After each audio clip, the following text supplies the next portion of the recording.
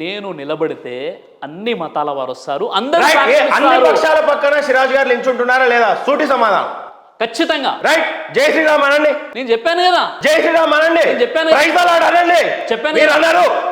మీరు ఒకళ్ళ అబద్ధ ప్రవక్త ఒప్పుకోండి. ఎవరు? సూటి ప్రశ్న. మీరు ఒక విషయం అడుగుతాను మహేందర్ గారు, Yes. ఒక విషయం అడుగుతాను. గాయత్రి మంత్రం చదవండి మీరు. నేను గాయత్రి మంత్రం తెలుసా? గాయత్రి మంత్రం తెలుసా? మీలాంటి మోసగాళ్ళు ఏం చేశారు? నా చరిత్రను తిరగరాశారు. నా వేదమే నా పాఠ్య పుస్తకాలు లేకపోతే నేను ఎలా చదువుతాను చెప్పండి. నెహ్రూ గారు ఆ రోజు దేశాన్ని విభజించినప్పుడు దాంట్లో ఔరంగజేబ్ గురించి రాస్తాడు, గజ్నీ మొహమ్మద్ గురించి రాస్తాడు. నా వేదం గురించి ఎక్కడుంది? ఎవరు రాశారు చెప్పండి. ఎవరు రాశారు? నా పూర్వీకులు రాశారు అట్లా. నెహ్రూ గారు చేసిన రాజ్యాంగం అది. మాకు తెలుసు అది. అదే మా బాధ. మీలాంటి వాళ్ళు సగం సగం ఉండి మీరు అందరి పక్షాన ఉంటానని చెప్పారు. ప్రైజ్ ది లార్డ్ చెప్పలేరు, జై శ్రీరామ్ చెప్పలేరు, మీరు అల్లానే ఒక దేవుడు అని చెప్పలేరు. ఇంకా మీరు ఏం చెప్పగలరో చెప్పండి. సూటి ప్రశ్న. ఇక నో మజాక్. మానవులందరూ ఒకే జంట సంతానం అని చెప్తున్నాను చాలా గర్వంగా. మానవులందరూ ఒకే జంట సంతానం. మానవులందరినీ పుట్టించినటువంటి దేవుడు ఒక్కడే. చాలా ధైర్యంగా, చాలా గర్వంగా నేను ఈ విషయాన్ని స్టేజ్ల మీద చెప్తున్నా. అంతకంటే గొప్ప ఇప్పుడు ఏ దేవుడు అని చెప్తారు? ఇప్పుడు నన్ను గాయత్రి మంత్రం అన్నారు. నేను గాయత్రి మంత్రం చదవకపోతే బొట్టు దుడి చేయాలా? అది అర్థం కాదండి. దాని అర్థం మీరు ఏదైతే క్వశ్చన్ అడిగారో దానికి సమాధానంగా అదే. ఇప్పుడు మా పిల్లలందరికీ అస్తిత్వం నేర్పించాలని ఇందాక మీరు అన్నారు. సిగ్నేచర్ స్టూడియోస్, వేదాలు, గొడవలు, పాస్టర్లు, పండితులు కాదు. మీరు ఏదైతే జై శ్రీరామ్ అనలేకపోయారో అదే ప్రాబ్లం. నేను మీకు మేము అల్లాహు అక్బర్ అంటాం, మాకు ప్రాబ్లం లేదు. మాతో ఎవరికి ప్రాబ్లం లేదు. ప్రైజ్ ది లార్డ్ అంటాం, ప్రాబ్లం లేదు. మీతోనే ప్రాబ్లం సిరాజ్ గారు. జై చంద్రబాబు, జై జగన్, జై శ్రీరామ్. జై శ్రీరామ్ అంటే తప్పేముందండి? జై శ్రీరామ్ మరి 3 సార్లు అదే అనండి. ఇప్పుడు సార్ నేను ఖాళీగా కూర్చుంటా, మీరు 3 సార్లు జై శ్రీరామ్ అనండి. మీరు చెప్పారు కాబట్టి నేను చెప్పను, మీరు చెప్పిస్తున్నారు కాబట్టి నేను చెప్పను. దాన్ని అర్థం మీరు చేసుకోవాలి. మీరు అర్థం చేసుకోవట్లేదు దాన్ని. శ్రీరాజ్ గారు, మీ మనసులో జై శ్రీరామ్ అంటే మీ మత ప్రజల నుంచి ప్రెజర్స్ ఉంటాయని మీరు అనట్లేదు. ఎవరు? మీరు. వాళ్ళకు కూడా తెలియాలి కదా. నేను అంటున్నాను, అనాలి అనే భయం మీకు అవసరం లేదు. జై శ్రీరామ్ అనడంలో మీ ధర్మానికి ఏ రకమైన ప్రాబ్లం లేదు. నేను చెప్తున్నా, మిమ్మల్ని ఎవరేమన్నారు? జై శ్రీరామ్ అనకూడదు అని ఖురాన్ లో ఉందా? నేను అదే అంటున్నానండి. మరి అనండి సార్. జై శ్రీరామ్ అంటే జై శ్రీరామ్ మీరు 3 సార్లు అంటే, మీరు జై శ్రీరామ్ అని 3 సార్లు అంటే నా అంత సంతోషకరమైన మనిషి ఇంకెవరు లేరు. అన్నాను కదండి. మీరు మహేందర్ని ఏం అడిగినా నేను అది దానికి దాసి. మీకు చెప్పండి. జై శ్రీరామ్, జై అంటే ఏంది అసలు చెప్పండి మీరు. జయము కలుగుగాక. మీరు జై శ్రీరామ్ అర్థాలు చెప్పక్కర్లేదు, ఏం అవసరం. జయము కలుగుగాక చెప్పండి. అంతే. మళ్ళీ అదే మీ దృష్టిలో శ్రీరాముడు దేవుడే కాదన్నారు మీరు. ఎవరండి? మీ దృష్టిలో శ్రీరాముడు దేవుడే కాదు అని. అవును. మరి జై శ్రీరామ్ అనండి. జై చంద్రబాబు నాయుడు అనడంలో ప్రాబ్లం లేదు. జై శ్రీరామ్ అనడంలో ప్రాబ్లం ఏంటండి మీకు? చెప్పండి, మీరే చెప్పండి. అదే అన్నానండి. నేను చూసారా, అర్థం చేసుకోలేదు. భారతదేశంలో డెమోక్రసీ ఇష్టం కానీ భారతదేశంలో వేదం ఇష్టం లేదు. భారతదేశంలో రామాయణం ఇష్టం లేదు. భారతదేశంలోని భగవద్గీత ఇష్టం లేదు. భారతదేశంలోని మహాభారతం ఇష్టం లేదు. మనం అంతా ఒకటే అని చెప్తారు. అందరి ప్రసాదాలు తినరు, అందరి గుళ్ళకి వెళ్ళరు, అందరి దేవుళ్ళ గురించి వక్రీకరిస్తారు. దీన్ని ఏమంటారు సిరాజ్ భాయ్? మీరే చెప్పండి ప్లీజ్. సార్ ఇప్పుడు మీరు ఏదైతే ఒక నెగిటివ్ మైండ్ సెట్ తో ఇక్కడ కూర్చొని నెగిటివ్ అంటారు దీన్ని. నెగిటివ్ అంటారు. ఎందుకు అంటారు సార్? ఇప్పుడు ఇక్కడ చెప్పే విషయం ఏంటంటే, మీరు ఏదైతే నెగిటివ్ మైండ్ సెట్ తో ఇక్కడ కూర్చొని ఉన్నారో క్వశ్చన్స్ కూడా అదే అడుగుతున్నారు మీరు. అందుకే ప్రార్థించండి అంటున్నా. ఎందుకు ప్రార్థిస్తే శైతాన్ వెళ్ళిపోతుందా? మీద ఉన్న శైతాన్ ఉందా లేదా అనేది శైతాన్కే తెలియదు. కాబట్టి ఏంటంటే విషయం ఏంటంటే, ఒక విషయాన్ని ఒక క్వశ్చన్ అడిగినప్పుడు ముందుగా మీరు ఆ క్వశ్చన్ని తెలుసుకునేటువంటి ప్రయత్నం చేయాలి. మీకు తెలిసింది ఒకటి ఉంటుంది, చరిత్ర ఒకటి ఉంటుంది. మీరు చెప్పారు ఇప్పుడు పాకిస్తాన్తో మనకు సంబంధం ఏంది, నెహ్రూ రాసిన పుస్తకాలతో మనకు సంబంధం ఏముంది, మనకు కావాల్సింది ఏంటి? ఇక్కడ పుస్తకాలుగా సార్, రాజులు రాజ్యాన్ని పాలించారు, నాయకులు భారతదేశాన్ని పాలించారు. ఈరోజు పాఠ్యపుస్తకాల్లో వేదం లేకుండా చేశారు. ఋగ్వేదం, అజుర్వేదం అని చెప్పారు తప్పితే కానీ ఆ వేదాలు ఏం చెప్తున్నాయో చెప్పలే. చిన్నప్పుడు అంతే చదివాం. రేపు మా పిల్లలు అదే చదువుతారు. మీలాంటి వాళ్ళకి చాలా టైం ఉంది. మీరు 4 వేదాలు ఎప్పుడు చదివేశారో కూడా నాకు అర్థం కాదు. కానీ చదువు వచ్చిన మాత్రం స్టేజ్ మీద 5 వేదాలు, ఆ 5 వేదాల యొక్క సారాంశం. 5 కాదండి, 4 వేదాలు. 4 వేదాలు, 5 కాదు. 5 వేదాల్లో నుంచి 5 పాయింట్లు అంటున్నాను. 4 వేదాలు, అందులో ఉన్న 5 పాయింట్లు ఋగ్వేదం అది ఇది, అజుర్వేదంలో ఇది, అక్కడ అది రాశాడు, ఇది రాశాడు, ఇది రాశాడు, ఇది రాశాడు. చాలా గొప్ప విషయం. చాలా గొప్ప విషయం కదా అది. చాలా ఇప్పుడు ఈ రోజుల్లో వేదాలను చదివి, భగవద్గీతను చదివి, బైబిల్ చదివి, ఖురాన్ చదివి, తులనాత్మక అధ్యాయం కంపేర్ టు స్టడీ మనమంతా ఒక్కడే అని అందరినీ కలుపుకొని చెప్పడం గొప్ప విషయం అది. ఇప్పుడు చాలా గొప్ప విషయం అది. చాలా గొప్ప విషయం. ప్రైజ్ ద లార్డ్ ఎందుకు అన్నారు? సార్ ఇప్పుడు మళ్ళీ మీరు మీ స్టేజ్ మీద అనాలి. ఇప్పుడు ఒక విషయం స్టూడియోలో అనాల్సిన పని లేదు. ఒక విషయం ఏ ఒత్తిడికి లోనవ్వాల్సిన పని లేదు. అదే స్టేజ్ మీద అల్లాహు అక్బర్ అనేయండి, ప్రైజ్ ద లార్డ్ అనేసేయండి, జై శ్రీరామ్ అనేసేయండి. అందరికీ దేవుడు వేదాలు ఒకటే చెప్తున్నాయి, ఒకటే దేవుడు అని వేదం బోధించింది అని చెప్పండి. బైబిల్లో కూడా ఒకటే దేవుడు, ఖురాన్లో ఒకటే దేవుడు అని చెప్పేయండి. అందరినీ కలిపేయండి. మీరు ఎందుకు ఓన్లీ ఇస్లాంనే సింబాలిక్ గా తీసుకొని చేయటం సార్? మీరే చెప్తున్నాడు వేదాల్లో దేవుడు ఒక్కడే అని, ఒప్పుకుంటారా లేదా? ఇప్పుడు ఒక విషయం లేదు సార్, వేదాల్లో దేవుడు ఒక్కడే అని ఉందని రాస్తుందని మీరు చెప్పారా లేదా? అవునండి. ఇప్పుడు మరి ఒక వీడియో మీరు చేశారు మళ్ళీ అవునని ఇటాన్ని మళ్ళీ ఆ వీడియోతో మనకేం పని సార్? ఇప్పుడు ఒక్క నిమిషం ఉండండి. ఇది చూడండి, మీ గురువు గారు ఉండదు అంటే మధ్యలో వచ్చిన మధ్యలో పోతుంది. అదేవిధంగా ఈ జాగా ఉంది, ఈ బిల్డింగ్ కట్టినటువంటి ప్లేస్ ఉంది, పర్మనెంట్. ఇది పర్మనెంట్ కదండి. సనాతన ధర్మం జాగా ఉంటుంది. ఇవన్నీ కూడా బిల్డింగ్. అందుకే మీరు ఆ సనాతన ధర్మాన్ని పలికారు. ఇప్పుడు ఆయన గురుగారు చెప్పింది ఇంట్లో వంట ఏం చేశారో మీరు చూసుకుంటే చాలు కదా భోజనం చేయడానికి. పక్కింట్లో ఏం వండుకుంటున్నారో మీకెందుకు? ఎందుకు అది కరెక్టే కదా ప్రయత్నం చేస్తున్నారు?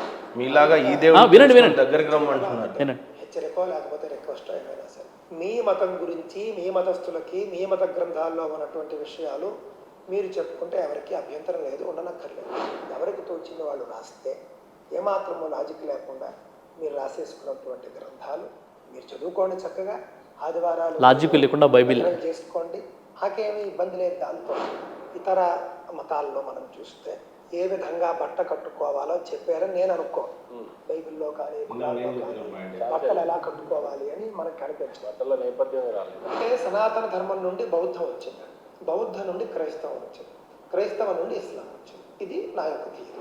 ఈ విధమైనటువంటి ఇన్సెక్యూర్ ఫీలింగ్తో బాధపడేటటువంటి మతాలు, ఇన్సెక్యూర్ ఫీలింగ్తో బాధపడేటటువంటి దేవుడు, నన్ను తప్ప నువ్వు ఎవరిని పూజించకూడదు, ఎన్నిసార్లు ఉంటుందో తెలియదు వీళ్ళ గ్రంథాల్లో, నన్నే పూజించాలి. వీళ్ళు పూజించకపోతే అట అవిశ్వాసం. మీరు ఏం చెప్పదలుచుకున్నారు నాకు చెప్పండి.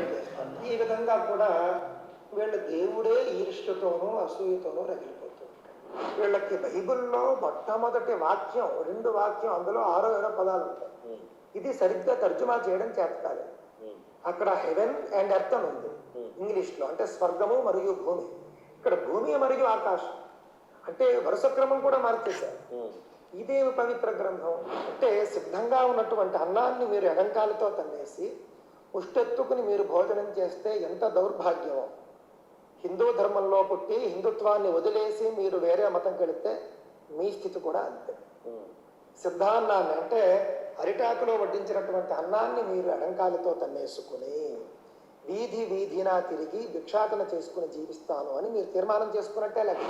నువ్వు ఎంత దేవుణ్ణి నమ్మినా, నువ్వు దేవుడికి రోజుకి 5 సార్లు ప్రార్థన చేసినా, ఆదివారాలు ఉదయం నుండి రాత్రి వరకు నువ్వు ప్రార్థన చేసినా, నీ తల్లిని తండ్రిని నువ్వు గౌరవించవు, పూజించవు. తల్లిదండ్రుల కంటే కూడా దేవుడే ఎక్కువ అని చెప్పేటటువంటిది ఏదైనా ఒక మతం ఉంటే అది దాన్ని మనం యాక్సెప్ట్ చేయడానికి పితృదేవో భవ. ఇట్లా మీరు ఏదైతే చెప్పారో ఇంకా చాలా ఉందండి, ఒక 10 మినిట్స్ ఉంది అది. ఇక్కడ విషయం ఏంటంటే సంతోష్ ఘనపాటి గారు ఏం చెప్పారంటే, మీరు మీ మతం గురించి మీరు చెప్పుకుంటే చాలా మంచి విషయమేనండి, ఇతర మతాల జోలికి వెళ్ళకండి అని ఒక విషయం హెచ్చరిక, తర్వాత మనవి కూడా అని చెప్పేసి, ఇలా సంతోష్ ఘనపాటి గారి వీడియోలు చూసినట్లయితే ఇతర మతాలలో వస్త్రాధారణ గురించి చెప్పబడలేదు. మీరేదో రాసుకున్నటువంటి మీ గ్రంథాలు, తర్వాత ఇవి ఎడారి మతాలు, ఆ తర్వాత ఆయన ఏమంటున్నారంటే ఆదివారం వీళ్ళేమో చర్చ్కి వెళ్ళిపోతారు, వీళ్ళు 5 పూటలు నమాజ్ చేసుకుంటారు, పరివర్తన రాదు. ఇలా చాలా విషయాలు ఏంటంటే ఇతర మతాలు అంటే మీరు మీ యొక్క స్వహస్తాలతో మీ గ్రంథాలు రాసుకున్నారు, మీ దేవుడు అసూయ ఈర్ష్యతో రగిలిపోతాడని ఈ విధంగా చాలా విషయాలు చెప్పారనమాట. అంటే ఒకరికి చెప్పడమే కాదు, స్వతహాగా అది ఆచరించాలి. అంటే విషయం ఆచరించాలి. ఈ విధంగా గారు ఆయన దృష్టిలో ఏంటనంటే సనాతన ధర్మమే మొట్టమొదటి ధర్మం అని ఆయన భావిస్తాడు.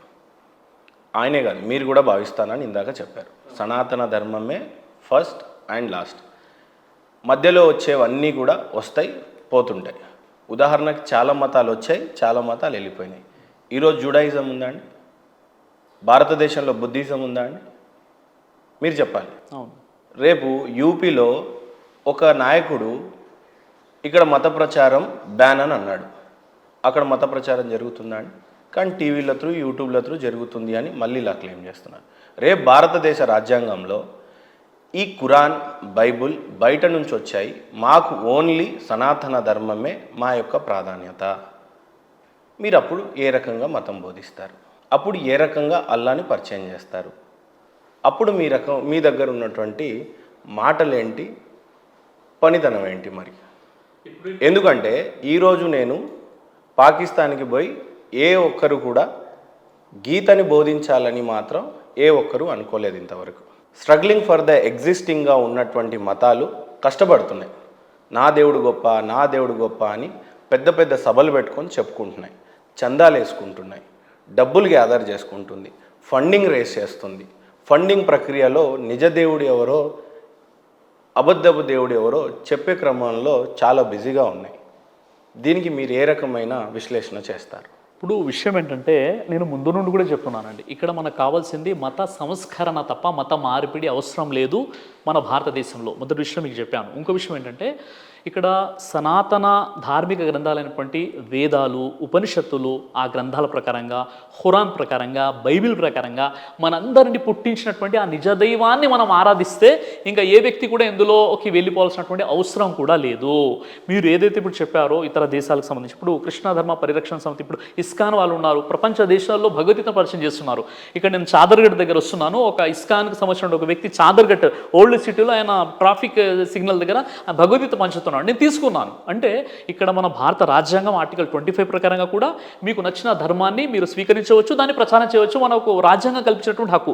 నేను చెప్పే విషయం ఏంటంటే, మీ అందరికీ నేను ఇచ్చేటువంటి సందేశం ఏంటంటే, ఇక్కడ వేదాల ప్రకారంగా, ఖురాన్ ప్రకారంగా, అన్ని ధార్మిక గ్రంథాల ప్రకారంగా ఉన్నది ఒకే ఒక్క దేవుడు. ఆ ఒక్క దైవాన్ని మనం నమ్ముకుందాం, ఆ ఒక్క దైవాన్ని మనం ఆరాధిద్దాం. ఎలాంటి గొడవలు, ఎలాంటి అభ్యంతరాలు ఎవరికి ఉండవు. ఆ విషయాన్ని నేను అప్పటి నుండి చెప్తున్నాను. ఇప్పుడు మీ వేషధారణ కరెక్ట్గా ముస్లింని సూచిస్తుంది, నా వేషధారణ కరెక్ట్గా హిందూని సూచిస్తుంది. సార్, నేను మాటికి చెప్తున్నాను, వేషధారణ అనేది ఇప్పుడు మనము సంతోష్ ఘనపాటి గారిని తీసుకున్నట్లయితే ఆయనకు ఒక పిలక ఉంటుంది. దాని అర్థం ఏంటి? మొత్తం హిందువులు పిలక పెట్టుకోవాలని కాదు, అందులో ఒక స్థానంలో ఆయన ఉన్నాడు, పొజిషన్లో. ఒక విషయం చెప్తున్నాను, గడ్డం ఉంది. గడ్డం ఏంటంటే మన ఋషులు, మన మహర్షులు, ప్రవక్తలు ఉన్నారు, వారి యొక్క సాంప్రదాయం అది. ఇప్పుడు ముస్లిం అంటే టోపీ పెట్టుకుంటేనే ముస్లిం అవుతాడు, టోపీ ఉంటేనే 5 పూటలు నమాజ్ అవుతుందని ఎక్కడ కూడా లేదండి. అది ఎక్కడ కూడా లేదు. అది అన్ని గ్రంథాలు దేవుడు ఒక్కడే అని చెప్తున్నాయా? అవును కదా, దేవుడు ఒక్కడే అని అందరూ అంటారు. మళ్ళీ అడుగుతున్నా, అన్ని గ్రంథాలు దేవుడు ఒక్కటే అని చెప్తున్నాయా? చెప్తున్నాయి. మళ్ళీ ఇంకోసారి అడుగుతున్నా, సార్ మంచిగా ఆలోచించి చెప్పండి, అన్ని గ్రంథాలు దేవుడు ఒక్కడే అని చెప్తున్నాయా? అవును. మరి మీరు హిందువు నుంచి ముస్లింగా ఎందుకు కన్వర్ట్ అయ్యారు? ఎవరు? మీరు. నేను అదే అంటున్నాను కదా, నేను సనాతన ధర్మాన్ని తెలుసుకున్నాను. నేను కన్వర్ట్ అవ్వలేదు, రివర్ట్ అయ్యాను. వేదాల ప్రకారంగా ఆ దైవాన్ని బాధించే విషయం ఏం లేదు సార్. ఇప్పుడు మీరు మారింది వాస్తవం, నేను మారలేదని చెప్పట్లేదు కదా మీకు, నేను మారలేదని చెప్పండి, నేను రివర్ట్ అయ్యాను, కన్వర్ట్ అవ్వలేదు. రివర్ట్ అంటే నా సనాతన ధర్మాన్ని నేను పూర్తిగా తెలుసుకున్నాను. నా వేదాలలో మొహమ్మద్ ప్రవక్త వారి గురించి ఉంది, నేను నమ్మాను. నా వేదాలలో దేవుడు ఒక్కడే ఉంది, పుట్టుక మరణము లేనివాడని ఉంది, నేను ఆ విషయాన్ని నమ్మాను. కాబట్టి నేను చాలా గర్వంగా ఉన్నాను, నేను చాలా ప్రౌడ్గా నేను ఫీల్ అవుతున్నాను ఈ విషయం. వేదాన్ని అనుసరించలేదు, ఖురాన్ని మాత్రం అనుసరిస్తారు. సార్, ఇప్పుడు మీరు అనుకుంటున్నారు, ఇప్పుడు మీరు ఏమంటున్నారు అంటే, ఇప్పుడు ఖురాను అనే గ్రంథం ఎక్కడో అది అరబు దేశానికి సంబంధించింది అంటున్నారు. లేదు, మేము అన్నట్లు. మీరు అలా అనుకున్నప్పుడు మళ్ళీ ఖురాన్ మీద ఎందుకు మీకు అంత అసూయ?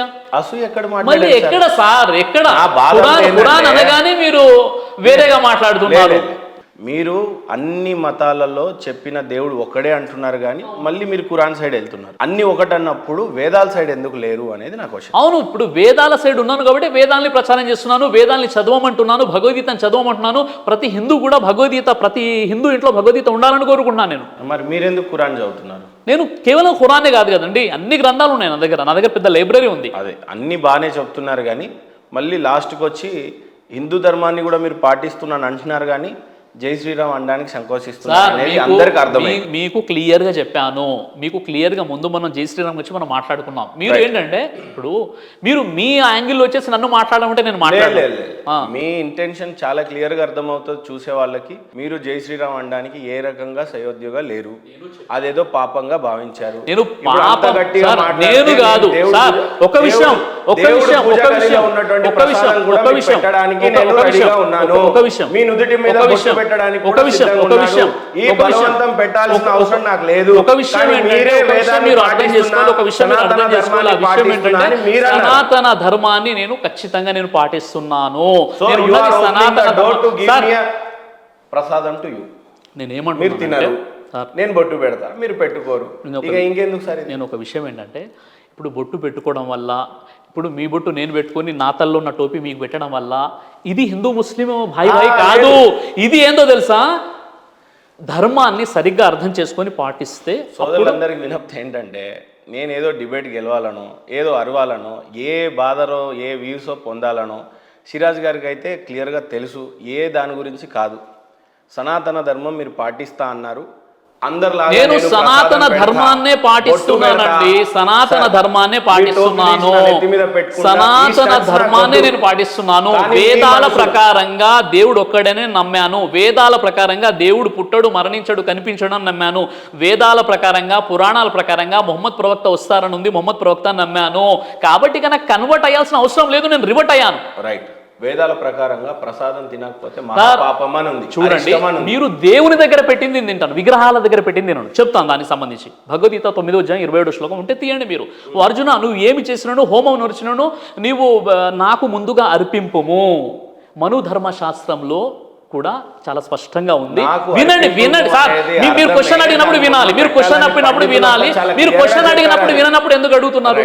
మీకు చెప్పే విషయం ఏంటంటే, మనుధర్మ శాస్త్రంలో వేద ప్రోక్షణము చేయక ఊరకే చంపబడినటువంటి పశు మాంసాన్ని మీరు తినకూడదు అంటే, ఇక్కడ దేవునికి ముందు సమర్పించండి. దేవుని దగ్గర పెట్టింది నేను తింటా అండి. మీరు ఎక్కడో ఒక చెట్టు దగ్గర లేదా బాబా దగ్గర లేదా విగ్రహం దగ్గర లేదా దర్గా దగ్గర పెట్టిన తిన, దర్గా దగ్గర ప్రసాదాలు కూడా నేను తినను. దేవుని దగ్గర, మిమ్మల్ని నేను పుట్టించిన దేవుడు ఉన్నాడు కదా, ఆ దేవుని మీ పేరు మీద ఇవ్వండి, నేను తింటాను. రైట్. మసీద్కి వెళ్ళి ఎందుకు ప్రార్థనలు చేస్తున్నారు? మసీదుకి వెళ్ళి ఎందుకు ప్రార్థన చేస్తారంటే, అక్కడ దేవుడు ఇక్కడ అక్కడ దేవుడు సార్ మస్జిద్ కాదు. ఇక్కడ ఇప్పుడు నమాజ్ టైం అయిపోయింది, ఇక్కడ నేను నమాజ్ చదువుకుంటాను. రైట్. నేను బండ్లో ఉన్నప్పుడు నాకు ఒకవేళ నమాజ్ చదివేటటువంటి ప్లేస్ లేనప్పుడు నేను కారులో నమాజ్ చదువుకుంటాను. 365 రోజులు ఇస్లాం సోదరుల ఇంట్లో అంతా పెట్రోల్, డీజిల్ అన్నీ సేవ్ అయ్యాయి. ఇక్కడే ప్రార్థన చేసుకుంటే మీ ఇళ్లలో చేసుకునేవాళ్ళు. దానికి మసీద్ ఎందుకు, దానిపైన మైక్ ఏంటంటే, ఇంత లాజిక్ ఎందుకు మాట్లాడతారు? ఇప్పుడు లాజిక్ కాదు. ఇప్పుడు ముందు లాజిక్ మాట్లాడేటప్పుడు లాజిక్ ఏంటో తెలిసి ఉండాలి. నేను చెప్పే విషయం ఏంటంటే, దేవుడు ఒక ధర్మాన్ని ఇచ్చేసి, దేవుడి దగ్గర ప్రసాదం అంటే దేవుడు ధర్మాన్ని ఈ విధంగా పాటించండి అని చెప్పుకున్నప్పుడు అక్కడ మహేందర్ లేదా బ్రదర్ సిరాజ్ యొక్క వాల్యూ ఏం లేదు. అక్కడ దేవుడు చెప్పిన విధంగా, దేవుడు చెప్పిన. ఇప్పుడు మసీదుకి ఎందుకు వెళ్తారంటే, మసీదుకు వెళ్ళడం వల్ల వాళ్ళందరూ కలిసి సమయానికి, ఇంట్లో ఏంటంటే ఏ టైం అంటే ఆ టైం, అలా కాదు, మసీద్కి వెళ్ళడం వల్ల అందరూ ఒక వరుసలో నిలబడి నమాజ్ చదువుతారు. అక్కడ ధనవంతుడు అంటే కేవలం పురుషులు అని చెప్పేయండి, స్త్రీలు వెళ్ళే మసీదు కూడా ఉంది. స్త్రీలు కూడా శుక్రవారం. ఎవరు చెప్పారు మీకు? మీరు ప్రవక్త వారు చెప్పారు. వినండి సార్, వినండి. ప్రవక్త వారు చెప్పారు మీ స్త్రీలు గనక మసీదుకు వెళ్తారంటే వాళ్ళని మీరు వదిలిపెట్టండి. ఇప్పుడు కూడా హైదరాబాద్ లో దాదాపుగా 200 మసీదులో శుక్రవారం రోజు వాళ్ళు వచ్చి నమాజ్ చదువుతారు లేడీస్. మీకు తెలియనప్పుడు 100% పెద్ద అబద్ధం సార్. ఎవరు? ఆడవాళ్ళకి. సరే, మిమ్మల్ని నేను తీసుకెళ్తాను. ఇప్పుడు ఈ సిగ్నేచర్ స్టూడియో సమక్షంలో నేను చెప్తున్నాను, మిమ్మల్ని నేను మసీదుకి శుక్రవారం, ఇప్పుడు కమింగ్ శుక్రవారం మిమ్మల్ని తీసుకెళ్తాను, మీరు రావాలి. కమింగ్ శుక్రవారం మిమ్మల్ని తీసుకెళ్తాను. అక్కడ స్త్రీలు పురుషులు ఉన్నారా లేదా మీరు చూసి వచ్చిన తర్వాత మీరు వీడియో చేయండి. ఈ ఛాలెంజ్ నేను స్వీకరిస్తున్నా. సిరాజ్ గారికి కూడా షాద్ నగర్ లో నేను ఒక మసీద్కి తీసుకెళ్తా. ఒక్క లేడీ లేకపోతే మీ పరిస్థితి ఏంటో సార్. ఇప్పుడు ఒక్క మసీద్, ఇప్పుడు నేను ఏమంటున్నాను, వినండి మహేందర్ గారు, ప్రజల్లో చైతన్యం రావాలండి, ముస్లింలు కూడా చైతన్యం రావాలి. ఇప్పుడు నేను నా వీడియోస్, చాలా వీడియోస్ ఉన్నాయి, ఆ వీడియోస్లో నేను ఏం చెప్పానంటే, ముస్లిం సమాజంలో సంస్కరణ రావాలి, ముస్లిం సమాజంలోని మహిళల్ని మసీద్ ఎందుకు పంపిస్తారని నేను వీడియో చేస్తున్నాను. ఇప్పుడు ఓన్లీ ముస్లిం చైతన్యం కావాలి.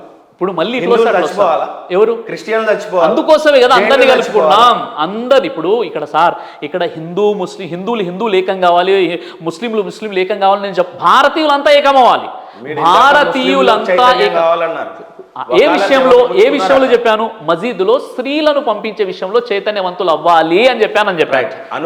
స్త్రీలకి కొద్దిగా ప్రాధాన్యత తగ్గినట్టు, బాధ పెట్టినట్టుగా ఖురాన్ చెప్పినట్టుగా చాలా మంది చెప్తూ ఉంటారు. చాలా మంది చాలా రకాలుగా చెప్తుంటారు. నిజంగా ఖురాన్లో ఉందా?